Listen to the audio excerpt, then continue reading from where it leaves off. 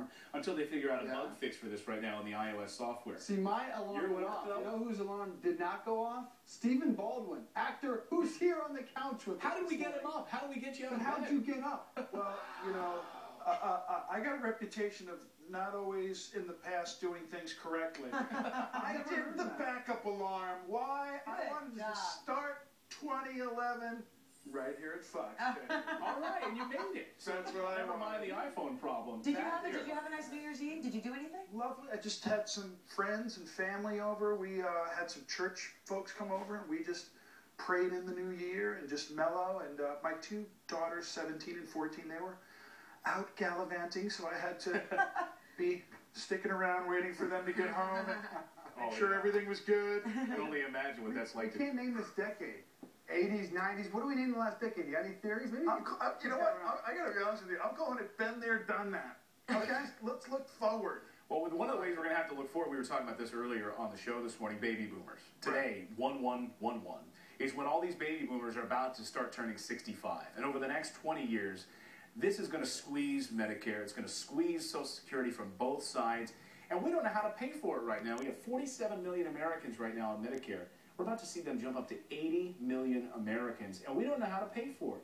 Have any solutions? How in the world should this administration figure out how to pay for this thing? Well, I think what makes America great and has always made America great is innovation. So I think that what needs to happen, instead of just relying on tax cuts and the government to do whatever certain people may think they should do for us, how about business and things like that starting, and job creation and growth and things like that start to become the thing? Absolutely, I'm here today to talk about some environmental stuff that I'm working on that's very positive. Obviously, Obama's very into that.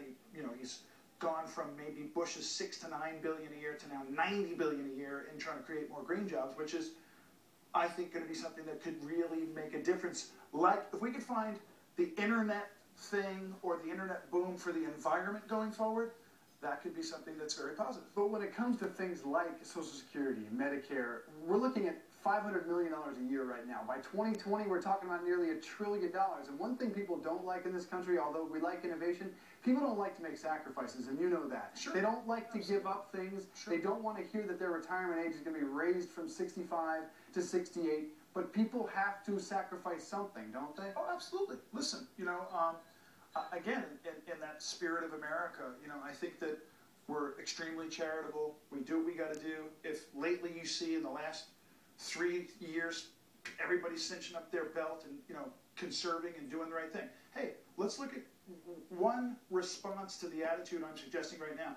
$1 billion more was spent this year during Christmas than last year. Yeah. So even though it's rough, we do what we need to do to survive and get through. So I'm just counting on that. We saw some real positive signs in the economy right around Christmas time, so that was positive. And one of the things that may have spurred some of that growth and some of the positivity as it relates to Wall Street was the Bush tax cuts being extended. The Republicans and Democrats coming together on a bipartisan basis to actually get that accomplished. But there were some rich folks that were upset. They were upset that the Bush-era tax cuts were going to be extended, some liberal rich folks. And now there's a new website out that's devoted to helping them figure out what they can do with that extra money that they are going to receive. They want them to donate it to charity to help them get other jobs created in this economy. Great idea? I think it's a fantastic idea.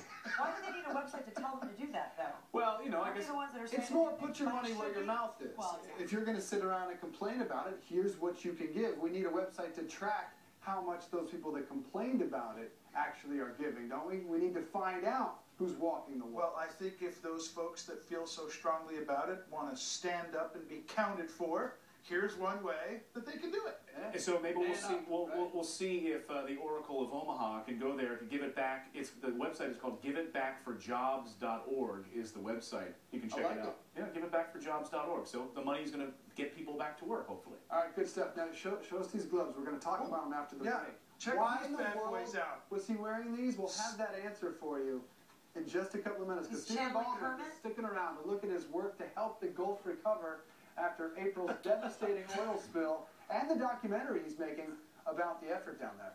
Yeah, then we're going to take a look back at some 2010's biggest failures, like a trash program that ended up costing taxpayers more than it was worth.